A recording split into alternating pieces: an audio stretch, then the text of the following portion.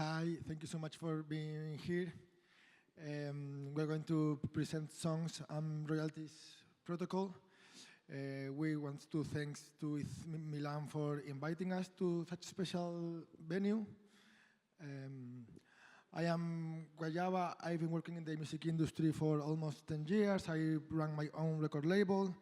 With Guayaba Records, we achieve more than 500 million streams, and we have 3 gold records and 2 platinum records. I also work in a production company. I deliver more than 60 music videos to Warner Son, to Warner Music, Universal Music, and Sony. And I've been working with VR and with NFTs the last couple of years. He's Gordo, my business partner. Hi there. Nice to meet you guys. What you need to think about me, it's like I'm a wide open nerd generalist coming from the creative world. I've been doing like tech startups during the last 15 years, more or less, leading and participating of. And I've been involved in crypto since 2017, actively been since 2018, more or less. I've participated specifically in identity solutions with the European Union, specific in certain DAOs, some NFT experiments during the last 2 years with a DAO that was like specifically working on the mixing the legal world with the on-chain world in order to be like the same thing, let's say like that. We are here in order to present you why we started this project somehow. It is all about music. So the reason why we came here somehow is that a year ago we met each other. We had some sort of a crush. We both share like nice shared passions, Web3 and music. And so a question came to us organically. Essentially, the question was like, why did NFTs didn't work for music? Why this ecosystem was lagging in this specific area? So that question ended up in many conversations that, at the end of the day, it became like the spark for a company, and the spark for a product, and what we are calling a royalties protocol. And the royalties protocol on its own is like the first big idea that we like end up like a consolidating after all these talks. Essentially, is any royalty-based industry can be turned into a liquid market. This is such a statement because it's a really complicated aspect, but one of those conversations went up like Web3 is in a state of affairs right now. And like the primitives have been done, the standards have been already done. We are starting to dream and to think about these new abstractions on top of assets are already been designed. There is this other like aspect of how to bring subjective aspects of human interactions, legals, socials, on top of an on-chain world which is deterministic by default, and how to make it happen.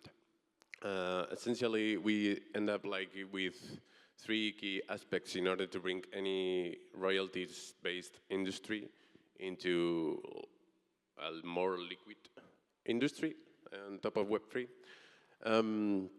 In order to do that, what we end up like considering was like every royalties-based industry needs like an open distribution layer. That open distribution layer permits like assets that are international by default to be exchanged on international protocols by default.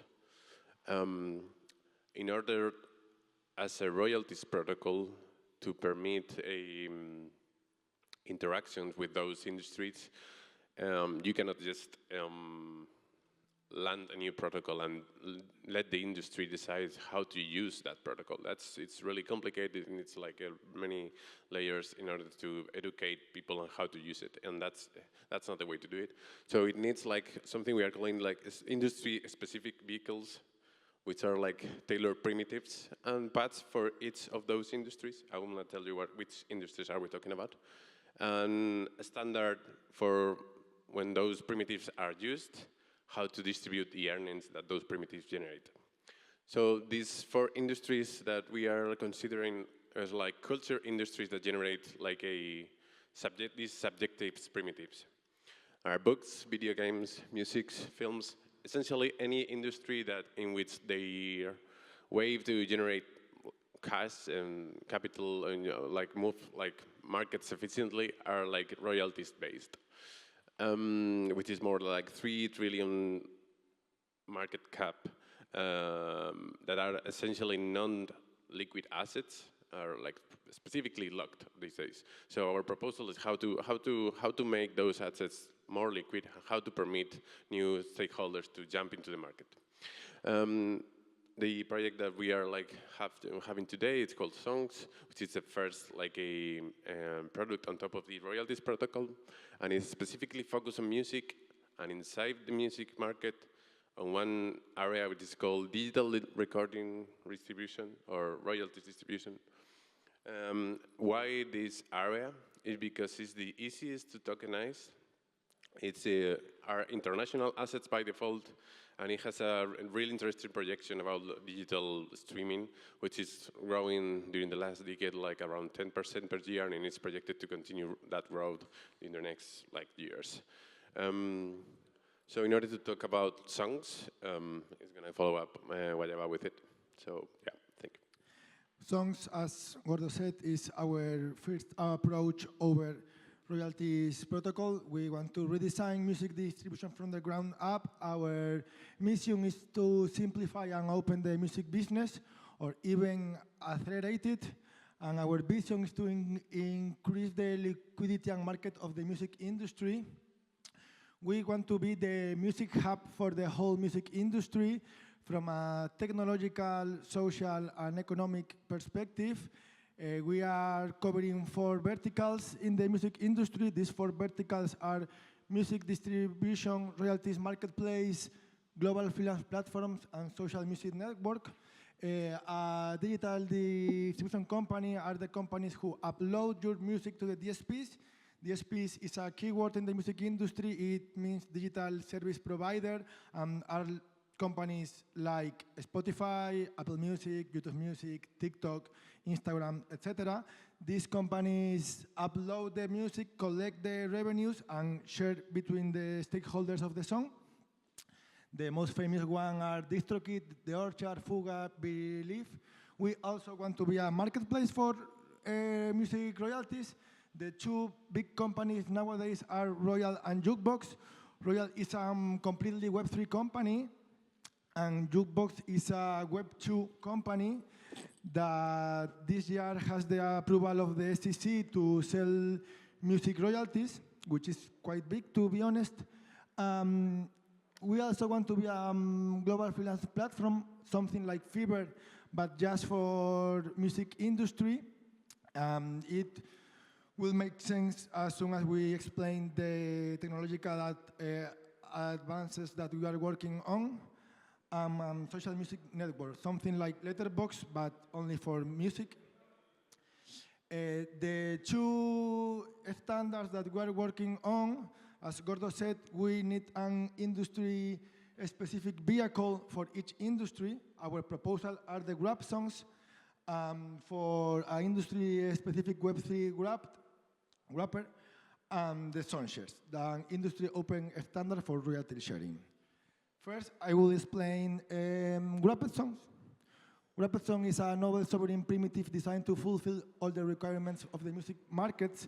Nowadays, there is no standard in the music industry regarding authenticity, legal relationship, or music distribution profits.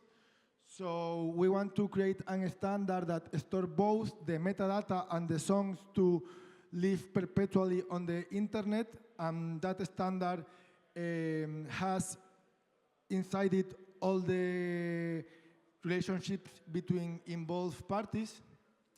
It's an opinionated wrapped on top of IRC 1155 to serve the music industry. Now I have to explain as fast as possible how the music industry works nowadays to be able to explain what improve will bring the wrapped song to the music industry. Nowadays, imagine you are an artist and you want to upload your music to Spotify. You have two different paths. The first one is to upload your music to a digital distribution company. And the second path is to upload your music to or to give your master to a record label. Then the record label has to achieve an agreement with the digital distribution company. This agreement used to be opaque for the artist. Then the digital distribution company uploads your music to more than 100 DSPs, and the digital distribution company has a different agreement with each DSP, and then the DSP brings the song to the fan via ads or via subs or via a subscription model, and then the money flows backwards from the fan to the DSP, to the DSP, to the distribution company, to the distribution company, to the record label, and to the record label to the fan. And each party has its own cut. On average, artists receive less than the 33% of the earnings of the revenue generated by their music. So our proposal is to have the wrapped song in the center with all the necessary information to split the money between all involved parties. So the DSP has to put the money on top of the wrapped song, and the money will be split between the distributor, the labels, and the artists. For us, it's like the most tangible form of a song living on the internet, fulfilling all the requirements for its exploitation. Now Gordo will explain the song share that I think that is cooler than the wrapped song. I have to explain like the boring one. That's I think it's like the coolest primitive. So go ahead. So yeah, the song share. The song share, it's like the other part of this macro way of exploiting the industry. So essentially, the song share is another token that is generated by the time you create a wrapped song. It represents 0.01% of the future earnings of the song. When you create a wrapped song, 10,000 song shares are created and are owned directly by the same wallet person that creates that wrapped song. So by having a song share, you have the two main aspects. First, it tokenize and liquidify, let's say like that, the market of the future earnings of music, because it permits new stakeholders that before, as Guayaba was mentioning in this graph, they cannot access this really closed and opaque model of permitting earning money out of a song. So we can just pass to the right. So essentially, it takes three main goals with the wrapped song. First, automate revenue sharing.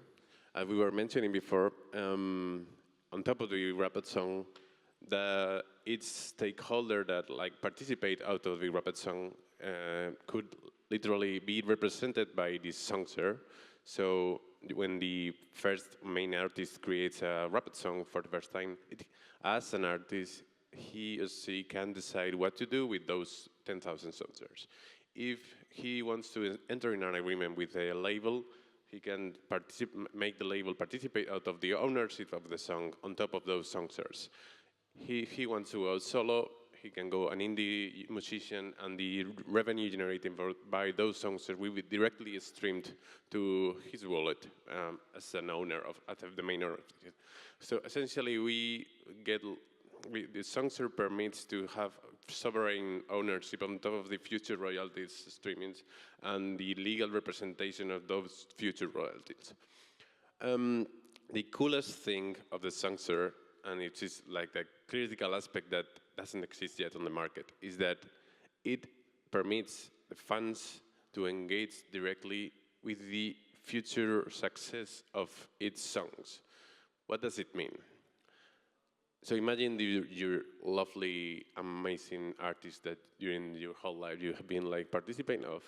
And imagine that artist, when he was that artist was creating his IP, had the possibility of integrating you as a fan as part of their project. So the artist will be able to have like one feature which is like selling in advance that like part of their project, integrating their funds directly on the future success, if we can call it like that.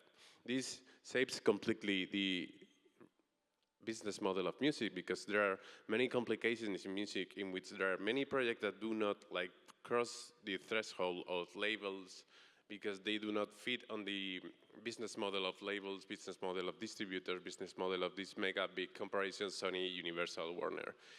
But there's a lot of music that exists on the sidelines of that, and it cannot like reach the markets because they don't have like the way of making this like music profitable and so. So we permit the fans to buy and sell songsters. We will create the sidelines for those songsters to be liquid on the market, and then we have the possibilities in order to bring a few set of nicely built products that permits to fit on a Web 2 basis.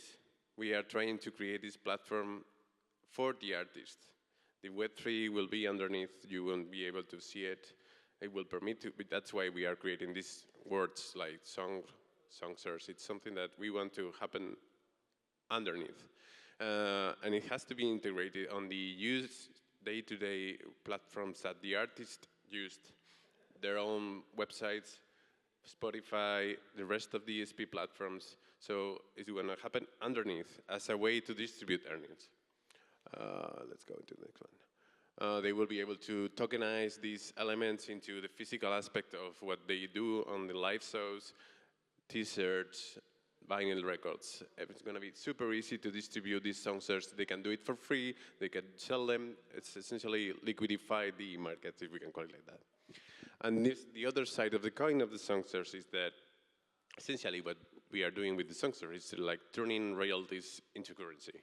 The other side of the market in the music industry, there's like a lot of layers in the music industry. There's like proper business being done there, and there is a lot of stakeholders and agents in that. In these days, and via contracts, legal contracts, they literally use the royalties as a currency in a really, really complicated way. The songster token on its own, what it does is just removing all that complexity and using the royalties as a currency in order to permitting payouts between artists and business partners on the market out of, depending on its own, their own risk, depending on the project, etc. But that happens already with the actual structure of music. And the reality is, okay, but how does it work? Is this possible?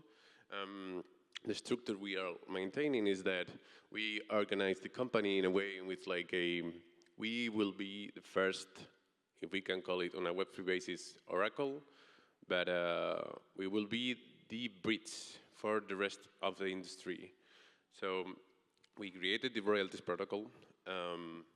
On top of the royalties protocol, what we are doing is we are abstracting the whole technology because the whole music industry doesn't fit so well in the Web3 technology. They don't know how to do it, they don't know how to use it.